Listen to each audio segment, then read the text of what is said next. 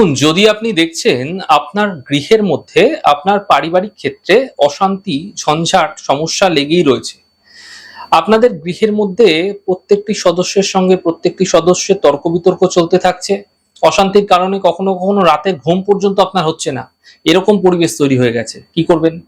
দেখুন, শুক্লপক্ষের যেকোনো বুধবার থেকে ২১টি দুর্বা নিয়ে আপনারা কি করবেন? ঘিয়ের মধ্যে মিশ্রিত করে মেটে সিঁদুর মাখিয়ে দুর্বাগুলোকে ঠাকুরের আসনে স্থাপিত করুন। এরপর ভগবান গণপতির মূর্তি সেই দুর্বার উপরে স্থাপন করুন। এরপর পূজা করুন, ভোগ চড়ান, উপাসনা করুন, প্রার্থনা করুন, আপনার মনস্কামনা জানান, পারিবারিক ক্ষেত্রে ঝঞ্ঝাট যে চলছে, সমস্যা চলছে তার প্রার্থনা করুন। পরবর্তী বুধবার এই দুর্বাগুলি আপনারা জলে দিয়ে দিন এবং নতুন করে দুর্বা দ্বারা একই প্রক্রিয়া পুনরায় করুন। এই প্রক্রিয়া লাগাতার প্রতি বুধবার যদি করে যাচ্ছেন, এতে ধীরে ধীরে গৃহের মধ্যে একটা শান্তির পরিবেশ ফিরে পেতে আপনারা দেখতে পাবেন। এছাড়াও প্রতি মাসের যে চতুর্থী তিথি পড়ে, এই তিথিতেও যদি এই ক্রিয়া করে যাওয়া যাচ্ছে, সম্পূর্ণরূপে গৃহে অশান্তি দূর হতে আপনারা দেখতে পাবেন।